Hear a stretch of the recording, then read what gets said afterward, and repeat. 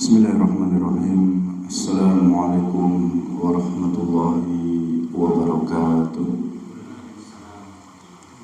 Innal hamdalillah hamdan katsiran tayyiban mubarakan fih kama yuhibbu rabbuna wa yarda. Asyhadu an la ilaha illallah wahdahu la syarika lah wa asyhadu anna Muhammadan abduhu wa rasuluhu la nabiyya ba'dah.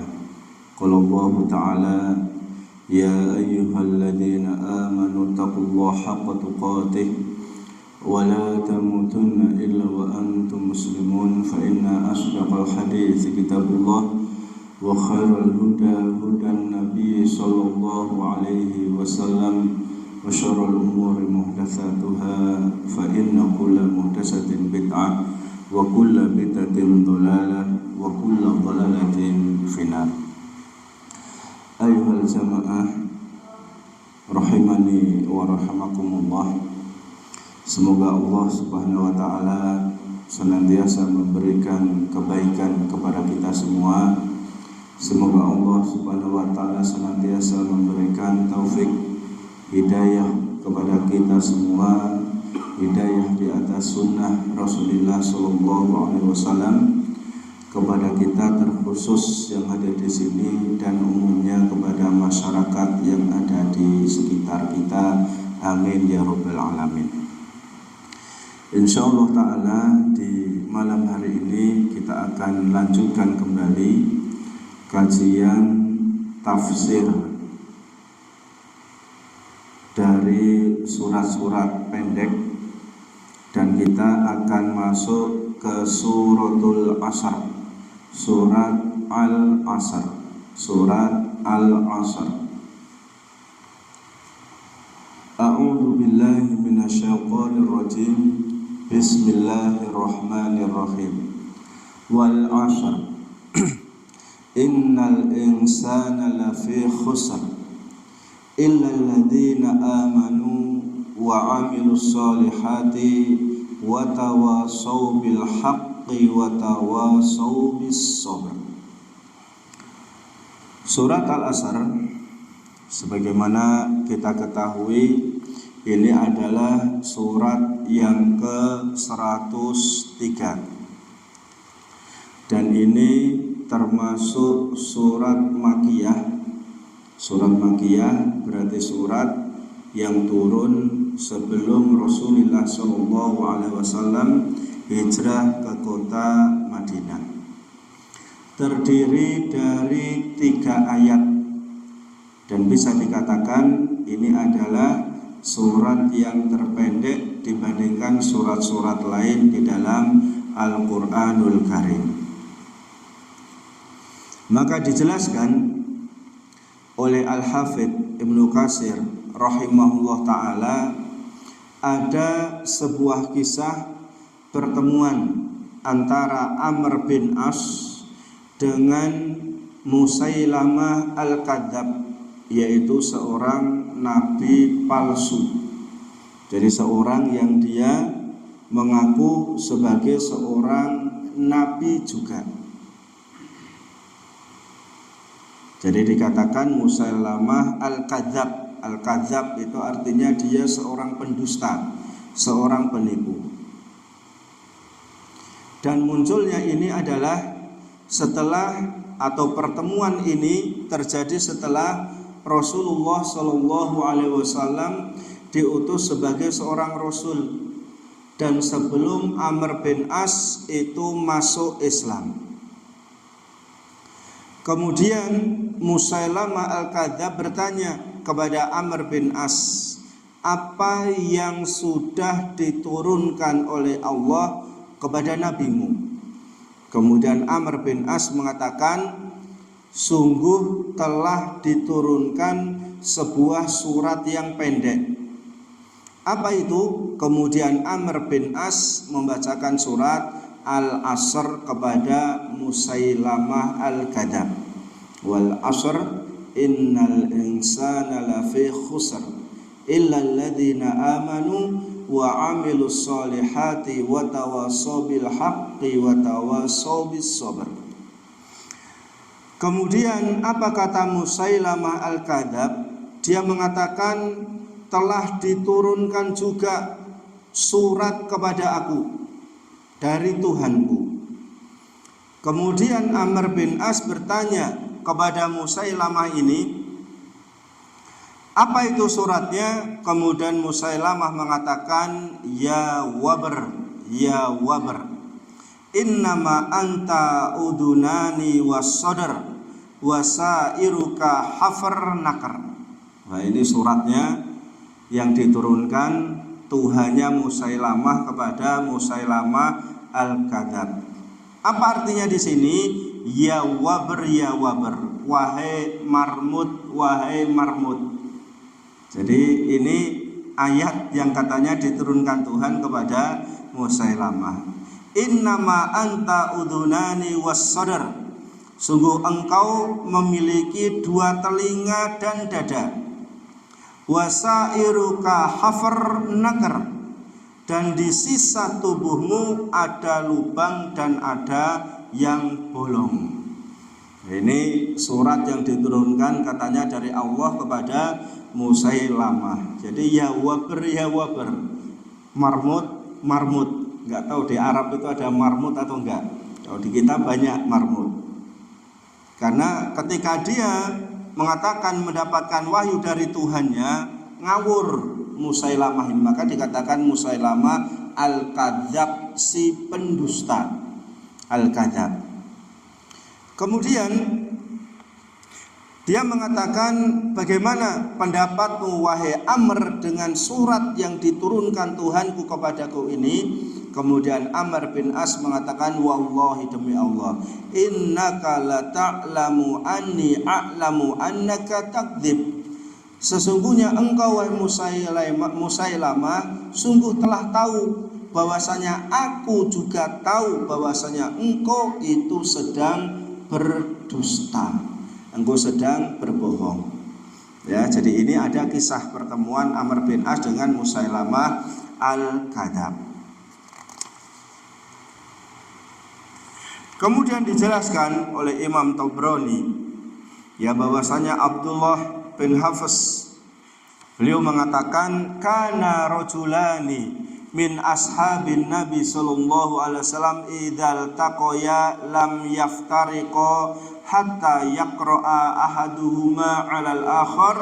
Adalah dua laki-laki dari sahabat Nabi Shallallahu Alaihi Wasallam, ketika mereka berjumpa dan mereka tidak mau berpisah sampai salah satu di antara keduanya membacakan kepada yang lain, wal asr innal insana lafi khusr, demi waktu sesungguhnya manusia sungguh dalam kerugian. Thumma yusallim ahaduhuma alal akhar, kemudian setelah membaca surat Al-Asr ini keduanya salam kemudian pamit.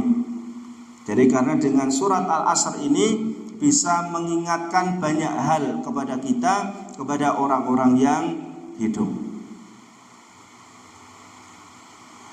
Kemudian juga disebutkan oleh Imam Syafi'i, lau tadabbaron nasu hadis surah lawasi'athum, dalam riwayat yang lain lakafathum. Jadi seandainya manusia itu mau mentadaburi, mau memahami, mau melihat isi dari surat ini, maka itu sudah cukup bagi diri dia. Makanya nanti kita lihat kandungan dari surat Al-Asr itu bagaimana. Sampai Imam Syafi'i rahimahullah ta'ala, beliau mengatakan bahwasanya kalau manusia itu mau tadabbur satu surat saja, yaitu surat Al-Asr, maka dia sudah tercukupi. Jadi maksudnya tercukupi di sini cukup dia untuk mentadaburi, akan paham dia tentang agama ini ketika dia sudah melihat mentadaburi dari surat Al-Asr. Jamaah yang dimuliakan Allah Subhanahu wa taala, kita lihat tafsir dari surat Al-Asr di sini. Wal asr, demi masa. Demi masa. Ya, sebagian ulama tafsir mengatakan masa di sini adalah waktu asar. Jadi demi masa atau demi waktu asar. Dan ketika Allah Subhanahu wa taala bersumpah demi waktu atau demi masa atau demi waktu asar, berarti Allah yaitu Al-Khaliq itu telah bersumpah dengan menyebut nama makhluk yaitu waktu asar. Ini menunjukkan bahwasanya waktu asar adalah waktu yang agung. Waktu yang agung dan waktu yang harus kita perhatikan dibandingkan dengan waktu-waktu yang lain.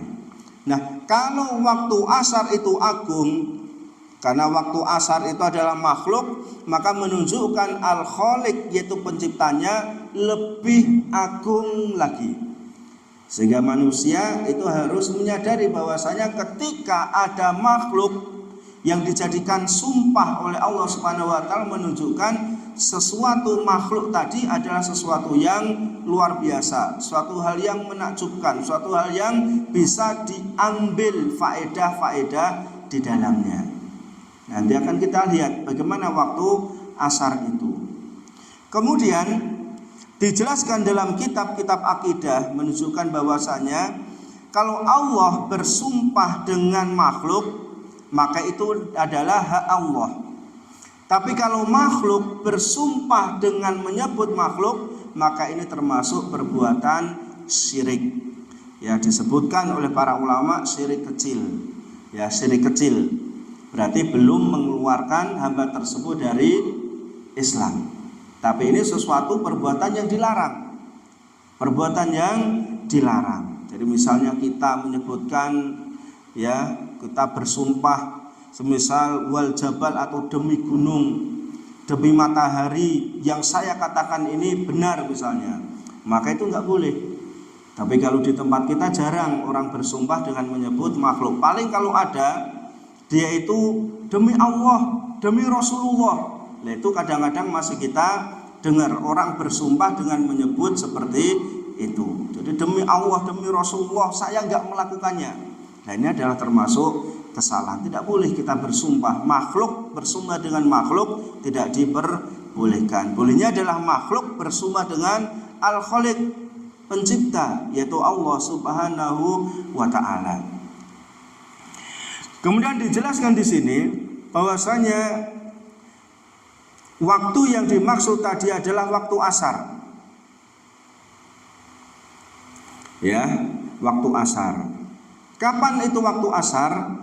Itu adalah waktu yang benda ketika tegak kemudian ada bayangan, itu mulai waktu asar. Benda tegak dan bayangan itu ukurannya sama, itu waktu asar. Kalau tegak 1 meter kemudian bayangannya 1 meter, maka itu adalah waktu asar mulai. Sampai kapan? Sampai menjadi 2 bayangan.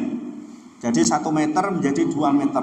Karena setelah itu adalah akan adanya tenggelamnya matahari.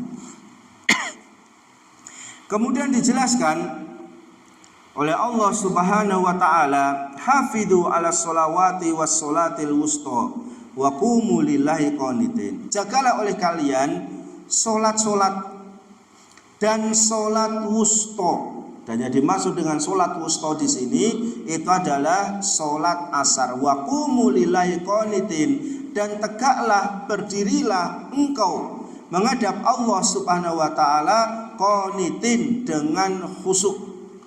Dijelaskan dalam kitab-kitab fikih bahwasanya ayat ini turun itu adalah sebagai syariat baru tentang masalah sholat. Jadi sholatlah kalian dengan keadaan khusyuk. Maksudnya khusyuk di sini adalah tidak boleh berbicara lagi. Karena awal syariat sholat itu masih boleh berbicara satu dengan yang lainnya.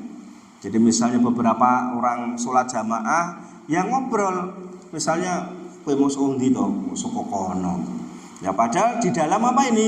Sholat. Ya, tadi anakmu to, lah kok ngerti? Ayo mirip misalnya. Itu ngobrol ketika sholat. Tapi setelah turun ayat ini waqumu lillahi qanitin, tegaklah menghadap Allah Subhanahu wa taala dalam keadaan khusyuk, artinya sudah tidak boleh berbicara satu dengan yang lainnya. Ini. Kemudian kenapa disebutkan waktu asar di sini? Karena asar itu adalah pertanda bahwasanya dengan adanya waktu asar ini itu menunjukkan orang-orang itu sudah kembali dari aktivitasnya, dari kerjanya, dari aktivitas keseharian dia, kemudian dia sudah mulai letih, sudah mulai capek. Kalau kita pulang kerja rata-rata waktu asar. Ada di sini yang pulang kerja ba'da asar kok malah tambah semangat misalnya, tambah beringas, ya tambah berkas, tambah energik. Gak ada, itu pulang itu dalam keadaan lelah, capek. Ya. Dan ini adalah malas-malasnya orang untuk melakukan sholat. Maka dikatakan oleh Allah Subhanahu wa taala, hafidhu 'alas sholawati was sholatil wusta. Jaga sholat-sholat kalian, dan ditegaskan sholat asar itu jangan sampai kelewat. Kemudian menunjukkan juga, ya dijelaskan juga oleh Nabi Shallallahu Alaihi Wasallam, man taraka sholatal asri faqad habita amaluhu. Barang siapa yang dia meninggalkan sholat asar, maka sungguh telah terhapus amalan dia. Ancaman dari Allah Subhanahu wa taala bagi orang-orang yang gemar atau mudah meninggalkan sholat asar. Misalnya dia pas piknik misalnya waktu asar, wah nggak ada waktu ini, kendaraan harus segera ke sana ke sini dan seterusnya. Berarti pisan-pisan rasa sholat asar misalnya. Nah ini nggak boleh. Mau pisan-pisan pindu-pindu nelu-nelu nggak boleh meninggalkan sholat asar. Kemudian kata Nabi SAW yang lain, man sholal bardaini dakhalal jannah. Barang siapa yang dia sholat pada dua waktu yang dingin, dijelaskan waktu subuh dan waktu asar, dakhalal jannah, maka dia akan masuk ke dalam surganya Allah Subhanahu wa ta'ala. Subuh waktu dingin, asar itu sudah mulai dingin lagi. Jadi kita tidak boleh meninggalkan sholat asar. Kemudian tadi disebutkan di awal, waktu asar adalah waktu orang itu pulang kerja, pulang aktivitas, capek dan seterusnya. Kemudian dijelaskan oleh ulama yang lain bahwasanya Allah Subhanahu wa taala ingin menunjukkan bahwasanya manusia itu tidak akan selamanya kuat dan sehat sebagaimana waktu muda. Jadi ibaratnya waktu muda itu subuh sampai duhur. Itu kalau kita kerja baru seger-segernya, atau baru lemes-lemesnya, atau baru ngantuk-ngantuknya. Kan rata-rata kita baru seger-segernya kerja itu ya pagi sampai siang. Nanti kalau mudah ba'da dzhur mulai letih, ya berkurang energinya. Nanti ba'da asar kalau seandainya ada leburan tambah lelah lagi. Nah manusia pun siklus hidupnya juga seperti itu. Pagi sampai siang itu seperti muda, baru kuat-kuatnya tenaga, ya baru seger-segernya, baru gagah-gagahnya, senggol bacok, ya nabrak benjut misalnya. Itu ketika masih muda. Tapi nanti kalau sudah paruh umur 40-an ke atas misalnya, itu sudah mulai waktu zuhur sampai asar itu sudah mulai berkurang. Penyakit-penyakit sudah mulai berdatangan, kolesterolnya sudah mulai nampak, jalan sudah agak pincang. Kenapa? Asam urat mulai datang. Kemudian kepala agak-agak bening, lihat itu enggak begitu jelas. Kenapa? Darah tinggi. Ya, kemudian juga badannya mulai lemas-lemas. Kenapa? Kena diabetes. Jadi yang kena dia, bukan kita kan, diabetes. Kalau kita enggak apa-apa. Nah, kena diabetes seperti itu. Kemudian kalau sudah asar, setelahnya itu ibaratnya sudah usia senja. Umur 55, 60, 70 itu sudah mulai senja, sudah mulai redup. Ya, energinya kalau kita kerja sudah mulai redup, tenaganya redup. Umur kalau sudah senja mendekati maghrib itu sudah mulai redup juga. Kekuatan sudah banyak yang hilang. Yang dulu bisa petentang-petentang sekarang sudah banyak tunduknya, lemes. Itu kalau sudah mendekati usia maghrib, usia senja seperti itu. Kalau dia masih hidup kok badai isak, bonus itu namanya. Ya, karena dijelaskan dalam hadis-hadis Nabi, a'maru umuri umati, Nabi SAW sitin. Jadi rata-rata umurnya ya umatnya Nabi Muhammad SAW adalah 60-an. 60-an. Nabi mengatakannya seperti itu. Kalau sampai kok kita 70-an masih hidup, lah berarti kita mendapatkan bonus. Tinggal dimanfaatkan agar lebih baik lagi hidup kita. Ya wis 70-an kok saya golek dosa misalnya, itu sudah enggak patut. Nek 30-an golek dosa ya nek patute lah, walaupun itu salah.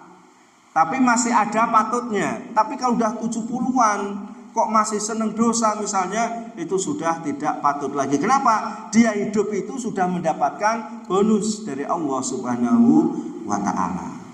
Ini adalah maksud dari wal asr, demi masa. Kemudian ayat kedua, innal insana lafi khusr. Sesungguhnya manusia sungguh dalam kerugian. Dalam bahasa Arab, inna li takkid. Jadi inna sesungguhnya itu adalah untuk takkid, untuk penegasan. Jadi sesungguhnya manusia, sesungguhnya, betul-betul.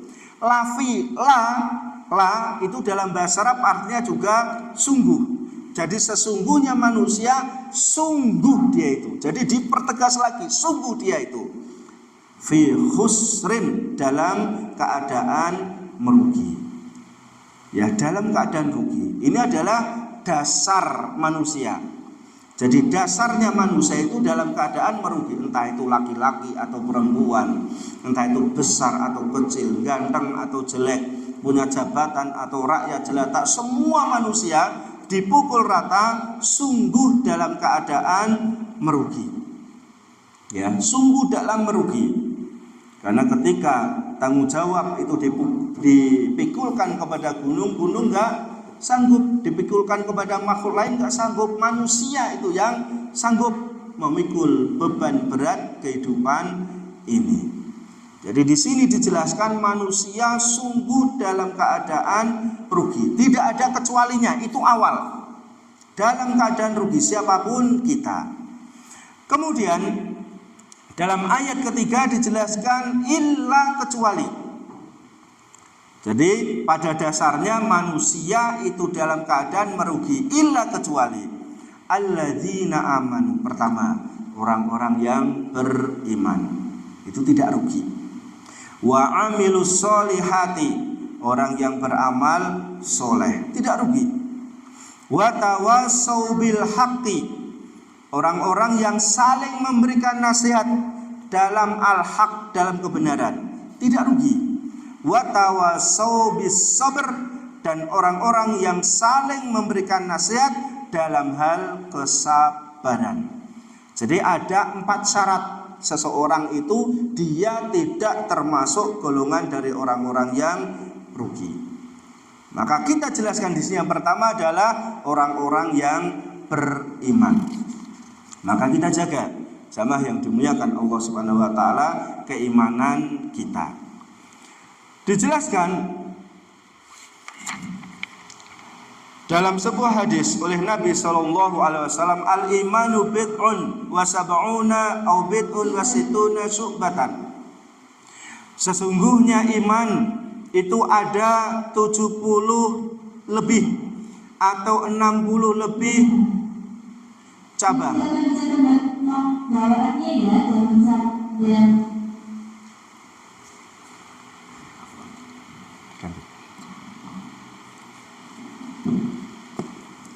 Ya, al imanu bid'un wa sab'una au bid'un wa situna syu'batan. Iman itu ada 70 lebih cabang atau 60 lebih cabang. Fa afdalu qaulu la ilaha illallah, yang paling utama adalah mengucapkan kalimat la ilaha illallah. Wa adnaha imatatul adha anit thariq. Kemudian yang paling rendah adalah menyingkirkan gangguan di jalan. Jadi kalau kita melihat di jalan itu ada barang-barang yang mengganggu, kalau kita mau menyingkirkan, maka kita sudah mendapatkan serendah-rendahnya iman. Ya, itu cabang iman yang paling rendah. Itu kita menyingkirkan gangguan duri di jalanan. Misal kita lewat ada batu, kita ambil, ya, biar tidak mengganggu orang yang lewat. Kemudian kita lihat misalnya ada dahan yang malang di situ, kita ambil, kita singkirkan. Mungkin ada sampah-sampah yang mengganggu, kita ambil, ya, kita singkirkan, bukan kita biarkan. Ini adalah cabang iman yang paling rendah. Tapi terkadang seseorang itu malah membuat sesuatu yang mengganggu di jalan. Nek wong lewat sumeti mercon misalnya, nek kaget senang. Yang lebih ekstrim lagi, orang ada dipasang apa? Bom misalnya.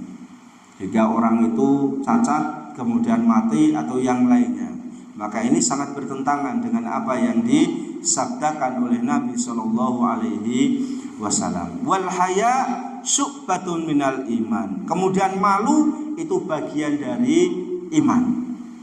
Malu bagian dari iman. Maka kita harus memiliki rasa malu. Tetapi sebagian orang-orang yang melakoni ritual tertentu, katanya kalau dia masih ada rasa malu dengan manusia, berarti itu imannya belum sempurna.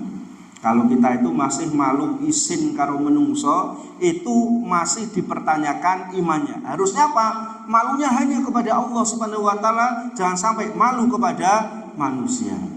Maka sebagian mereka ketika nglakoni orang nggo pakaian, ya, katokan cendak tok, kadang tidak pakai pakaian sama sekali. Kok kamu nggak malu? Kalau saya malu sama manusia, berarti malu saya belum, atau iman saya belum sempurna. Maka ini adalah kesalahan yang sangat besar dan tidak pernah dilakukan oleh Nabi Muhammad Shallallahu Alaihi Wasallam. Kembali kepada iman, sebagai pembeda orang mukmin dan orang kafir, itu adalah tentang masalah iman. Itu pembeda seorang muslim dan seorang kafir. Kemudian kita lihat rukun iman itu hampir semua adalah iman kepada perkara yang gaib.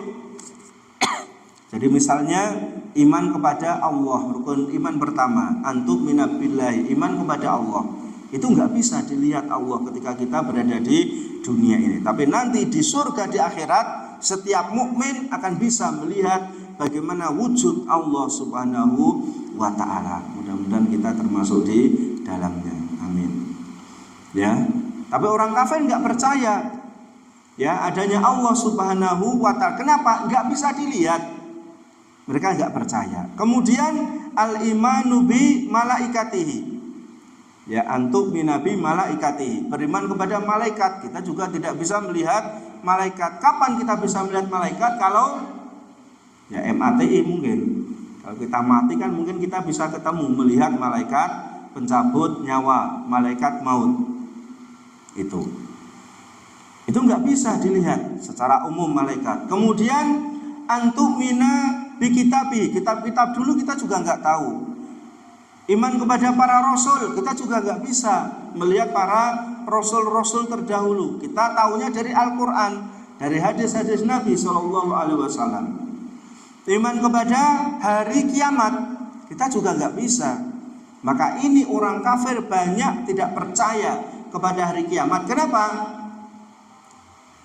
Itu termasuk perkara gaib yang tidak bisa dilihat. Maka mereka nggak percaya.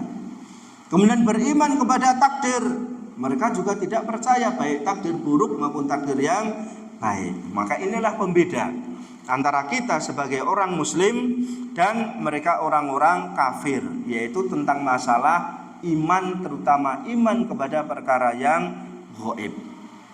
Kalau kita sebagai seorang muslim, apapun yang dikhabarkan dalam Al-Quran, apapun yang dikhabarkan oleh Nabi SAW, tasdiquhu, kita mesti harus membenarkan. Walaupun itu sesuatu yang mustahil, sesuatu yang tidak masuk akal, tapi ada penjelasan dalam Al-Quran, contohnya kiamat, nikmat dan siksa kubur misalnya, tentang mahsyar, kita percaya. Kemudian yang dikhabarkan oleh Nabi SAW tentang ini, itu dan seterusnya, kita wajib percaya. Tasdiquhu fima akhbaro, membenarkan dari apa yang dikhabarkan oleh Nabi Muhammad SAW. Kemudian yang kedua, seseorang yang dia tidak akan rugi adalah orang yang beramal soleh. Orang yang beramal soleh. Dan sebagaimana kita tahu bahwasanya tolok ukur amalan itu dianggap amal yang soleh kalau amalan tersebut ada contohnya, ada ajarannya dari Nabi Muhammad SAW, maka itu disebut amal soleh. Tapi amalan walaupun bisa dikatakan semua masyarakat menjalankan, tapi tidak ada dalilnya dalam Al-Quran dan hadis Nabi SAW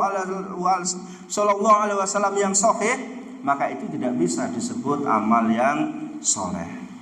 Karena termasuk dua syarat diterima ibadahnya seseorang. Pertama, kalau itu al-ikhlas, ikhlas ditujukan hanya untuk Allah Subhanahu wa taala. Yang kedua, mutabaah, ngikuti dari apa petunjuk dari Nabi Muhammad SAW. Karena terkadang ya beberapa kaum muslimin tokohnya mengatakan bahwasanya ya kalau Islam itu tidak mesti harus ada dalil dari Quran dan hadis. Yang penting itu diajarkan, diamalkan oleh ustadznya atau mubaliknya atau kiainya, itu sudah kebenaran. Enggak mungkin kok Pak Ustadz, Pak Kiai itu menjalankan suatu hal yang salah. Enggak mungkin katanya. Tapi buktinya amaliyah satu dengan yang lainnya banyak yang berbeda. Apa benar semua? Kan enggak mungkin, pasti ada yang salah. Apalagi Nabi SAW ya menyatakan kebenaran itu adalah sesuai dengan Quran dan hadis. Kemudian Imam Malik mengatakan ya bahwasanya kulun yukhadu kalamuhu wa yutraku kalamuhu illa sahibah hadzal qabr. Imam Malik mengatakan ketika berada di kubur Nabi SAW, semua orang itu bisa diambil perkataannya, bisa ditinggalkan perkataannya. Kalau perkataannya sesuai dengan kebenaran diambil, perkataannya sesuai dengan kebatilan tinggal, kecuali pemilik kubur ini. Wa yushiru ila qabrin Nabi SAW, sambil menunjuk kuburan Nabi SAW. Dalam artian semua yang dibawa orang ini, yang diajarkan orang ini yaitu Nabi Muhammad SAW, itu harus diambil semuanya, karena semuanya adalah benar. Tidak ada yang salah dari apa yang disampaikan oleh Nabi SAW. Jadi ukuran kebenaran itu bukan pada pribadi, bukan pada orang, tapi jelas pada dalil. Nabi juga mengatakan taraktu fikum amraini, saya tinggalkan untuk kalian dua hal, lan tadilu ba'da huma, yang kalian tidak tersesat setelah berpegang teguh kepada keduanya, kitab Allah was sunnati, yaitu kitab Allah Al-Quran dan sunnah Nabi Shallallahu Alaihi Wasallam, yaitu hadis-hadis Nabi Shallallahu Alaihi Wasallam. Jadi ini adalah ukuran kebenaran. Ya, ukuran kebenaran. Kemudian ukuran amal soleh itu bukan amalan yang banyak dilakukan oleh manusia, banyak diamalkan oleh manusia. Bahkan dalam Al-Quran disebutkan oleh Allah Subhanahu Wa Taala, wa in tuti aktsara man fil ardi yudilluka an sabilillah. Seandainya engkau ikuti, ya, kamu mengikuti amalan kebanyakan manusia, maka justru itu akan menyesatkan kamu dari jalannya Allah Subhanahu Wa Taala. Jadi ini adalah sandaran kita. Ini adalah tolok ukur kita. Bagaimana kita katakan ini termasuk amal soleh atau amal yang tidak soleh. Ini termasuk baik atau tidak. Ukurannya adalah sesuai dengan yang disyariatkan Nabi Muhammad SAW atau tidak. Yang ketiga adalah saling memberikan nasihat dalam hal kebenaran. Dalam artian adalah kita harus tegakkan amar ma'ruf nahi mungkar. Ya, kita tegakkan amar ma'ruf nahi mungkar. Amar ma'ruf, kita perintahkan orang lain untuk melakukan suatu hal yang ma'ruf. Orang yang tidak sholat, gimana caranya kita suruh, kita ajarkan, kita ajak dia untuk melakukan sholat. Orang yang tidak puasa, kita ajak untuk berpuasa. Orang yang tidak bayar zakat, kita ajak mereka bayar zakat dan seterusnya. Wanha anil mungkar, yaitu melarang kemungkaran orang-orang yang berbuat maksiat, itu kita ingkari, ya kita larang sesuai dengan kemampuan kita masing-masing. Tetapi dalam amar ma'ruf nahi mungkar ini ada tolak ukurnya. Jangan sampai amar ma'ruf kita ini menyebabkan kemungkaran yang lebih besar. Kata Syekhul Ibnu Taimiyah dalam kitabnya Amar Ma'ruf Nahi Mungkar seperti itu. Ketika kita amar ma'ruf kepada orang lain, jangan sampai menyebabkan sesuatu yang lebih mungkar. Karena ini justru dilarang. Berarti kita tahan dulu. Kalau memang ini belum bisa diterapkan, belum bisa disampaikan, tahan. Suatu saat ini baru disampaikan kepada yang lainnya. Ya, ini dijelaskan oleh Allah Subhanahu wa taala, kuntum khaira ummatin ukhrijat linnas. Kalian adalah sebaik-baik umat yang dikeluarkan bagi manusia. Ta'muruna bil ma'rufi wa tanhauna 'anil munkar. Apabila kalian bisa amar ma'ruf nahi munkar, memerintahkan yang ma'ruf, yang baik, kemudian mencegah dari yang munkar. Wa tu'minuna billah, dan engkau beriman kepada Allah Subhanahu wa ta'ala. Jadi amar ma'ruf nahi munkar itu ada beberapa kaidah yang harus kita pahami, kita pelajari. Di antaranya adalah jangan menyebabkan kemungkaran yang lebih besar. Kemudian yang kedua harus layin wa rifq, harus pelan-pelan. Kemudian harus lemah lembut, menyampaikan kepada orang lain. Ya, mendakwai orang lain, ngajari orang lain kebaikan, melarang orang lain dari keburukan, itu harus pelan-pelan, jangan kubras gabrus. Ya, yang penting ada maksiat, sikat, ada maksiat, sikat misalnya. Nah, ini jangan sampai seperti itu, karena kita pun, ya Allah beri hidayah dalam kebaikan, itu juga tidak mudah. Lama mungkin kita mendapatkan hidayah. Maka ketika kita ajarkan kepada orang lain suatu kebaikan, maka juga membutuhkan waktu. Lihat bagaimana Rasulullah SAW berdakwah di Mekah selama kurang lebih 13 tahun. Kemudian berdakwah di Madinah kurang lebih 10 tahun.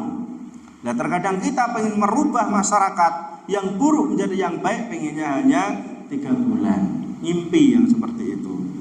3 tahun ngimpi, butuh waktu. Ya, bisa 5 tahun, 10 tahun, 15, atau mungkin kita sudah mati, baru dari anak-anak kita itu yang baik-baik yang ada di tengah masyarakat. Yang keempat, yang tidak termasuk orang-orang yang merugi adalah orang-orang yang saling menasihati dalam hal kesabaran, terutama dalam masalah berdakwah, ngajak orang lain dalam kebaikan itu juga butuh kesabaran. Ya, butuh kesabaran. Kita ngajak keluarga butuh kesabaran. Ya, bagaimana keluarga kita menjadi orang-orang yang baik, orang-orang yang bisa melaksanakan ibadah dengan benar sesuai petunjuk Rasulullah SAW, itu dengan cara yang pelan-pelan. Ya, sebagaimana kita lihat dalam kisah Abu Hurairah radhiyallahu anhu, disebutkan bahwasanya ketika Abu Hurairah itu sudah masuk Islam, beliau memiliki seorang ibu yang belum Islam, yang masih kafir. Kemudian setiap hari Abu Hurairah itu menasihati ibunya agar masuk Islam. Setiap hari Abu Hurairah mendoakan ibunya agar ibunya itu masuk Islam. Tapi ternyata Allah masih belum menghendaki ibu dari Abu Hurairah itu masuk Islam. Kemudian akhirnya ada usaha lagi yang dilakukan oleh Abu Hurairah. Beliau mendatangi Nabi SAW, minta didoakan oleh Nabi agar ibunya itu masuk Islam. Kemudian Nabi mendoakan untuk ibu Abu Hurairah ini. Kemudian Nabi mengatakan, sudah, kamu pulang aja ke rumahmu. Kemudian ketika sampai di rumah, Abu Hurairah mendengar kericik-kericik suara seperti orang berwudu. Kemudian ditengok, ternyata ibunya itu sedang berwudu dan sudah masuk Islam. Ya, ini adalah sabarnya dan usaha yang kuat dari Abu Hurairah. Nah, terkadang kita ini ketika berdakwah, terutama kepada keluarga kita sendiri, kamu dakwah ini itu dan seterusnya, kenapa orang tuamu masih misalnya seperti itu? Ya, masih banyak maksiat, akidahnya belum benar misalnya. Ya, nek orang tua saya itu angel, diomongi angel dia itu. Lah ngomonginya kita itu kapan? Berapa kali ngomongan kita? Baru ngomong sekali dua kali, setelah itu selesai bilang orang tuanya angel. Kemudian doakan kita ke orang tua itu berapa kali dalam sehari? Kemudian apakah kita pernah minta didoakan oleh orang-orang yang soleh untuk kebaikan orang tua kita? Kadang itu belum kita lakukan, tapi kita sudah mengatakan sulit, angel dan seterusnya. Kemudian untuk masyarakat yang ada di sekitar kita, ya kadang-kadang kita wah sulit, angel, nggak mungkin dan seterusnya. Maka ini adalah perkataan yang tidak pas. Yang penting kita ikhtiar, usaha semampu kita, ada langkah. Kemudian ada doa. Ya, doa dari kita. Kata Nabi SAW, termasuk doa yang mustajab, yang makbul adalah ketika seseorang itu berdoa untuk orang lain itu nggak tahu kalau dia didoakan oleh orang tersebut. Ini termasuk doa yang makbul. Ya, seperti itu. Tapi juga jangan diundat-undat. Yang orang-orang itu undat-undat. Misal ada teman nggak punya kerjaan, kita diam-diam sering doakan dia biar dapat kerjaan. Akhirnya dapat kerjaan layak. Kemudian dia agak sombong kepada kita. Kita datangi, kamu tuh loh dapat kerjaan seperti itu karena doa saya misalnya. Nah, ini namanya ngundat-ngundat. Maka ini tidak diperbolehkan. Kamu sembuh dari penyakitmu ini loh karena doa saya misalnya. Makanya tidak boleh dilakukan seperti itu. Masyarakat baik ya mendapatkan hidayah, semua sholat misalnya, semua sudah nutup aurat, itu kan karena doa saya misalnya. Maka itu tidak boleh kita lakukan. Ya, doa dengan tersembunyi, tidak diketahui oleh orang yang kita doakan, maka itu termasuk doa yang mustajab, insyaallah ta'ala. Ya, jadi kita saling memberikan nasihat sabar kepada orang lain. Ya, tidak boleh bersikap keras, kemudian dia bersikap terlalu tegas, kasar dalam berdakwah, menasihati orang lain, maka ini tidak diperbolehkan. Jamaah yang dimuliakan Allah Subhanahu wa taala. Kemudian ya di akhir pembahasan ini kita ketahui bahwasanya as-sabru, sabar itu ada 3 macam. Pertama, as-sabru fi taatillah, sabar dalam menjalankan ketaatan kepada Allah Subhanahu wa taala. Kita sholat sabar, kita berjamaah sabar, ya, kita menjalani atau mengikuti taklim sabar, baca Quran sabar dan seterusnya. Dalam ketaatan kita harus sabar. Sholat tahajud sabar. Dakwai orang lain sabar. Yang kedua, as-sabru fi maksiatillah, sabar dalam meninggalkan maksiat. Ya, sabar dalam meninggalkan maksiat. Pingin banget minum khamr misalnya, sabar. Ya, karena nanti di akhirat orang-orang mukmin itu akan diberi khamr oleh Allah Subhanahu wa taala di surga. Apa khamr? Minuman keras. Ya, jadi khamr itu nanti akan diberikan, tapi itu adalah khamr terbaik. Jangan dibayangkan kayak khamr yang ada di sini, minum teler misalnya, kemudian habis minum misalnya. Itu beda khamrnya, karena satu yang di akhirat tidak bisa disamakan dengan apa yang di dunia. Kita punya istri kok biasa-biasa saja misalnya, apanya Pak? Wajahnya misalnya. Ya, wajah apa namanya? Rata-rata misalnya. Ya sabar, nanti insya Allah di akhirat istri kita itu akan menjadi seorang yang cantik, melebihi cantiknya bidadari. Sabar. Ya, dalam semua hal itu perlu kita harus sabar. Saiki yo sing enek diopeni dulu. Sabar apa anane. Seperti itu. Kemudian yang ketiga, as-sabru fi qadarillah, sabar dalam menjalani takdir dari Allah Subhanahu wa taala. Ketika mendapatkan ujian, musibah, sabar. Karena semua itu adalah sudah merupakan ketentuan dari Allah Subhanahu wa taala. Kita sabar akan mendapatkan pahala dari Allah Subhanahu wa taala. Jamaah yang dimuliakan Allah Subhanahu wa taala, jadi ini ya kurang lebih kandungan dari surat Al-Asr, surat yang pendek yang biasa kita baca. Mudah-mudahan ini bisa mengingatkan kepada diri kita dan bisa menambah keimanan bagi diri kita semua. Amin ya rabbal alamin. Wallahu a'lam bishawab. Ada benarnya dari Allah Subhanahu wa taala, kekurangan kesalahan dari saya pribadi. Kita tutup dengan doa kafaratul majlis. Subhanakallahumma wa bihamdik, asyhadu an la ilaha illa anta, astaghfiruka wa atubu ilaik. Assalamualaikum warahmatullahi wabarakatuh.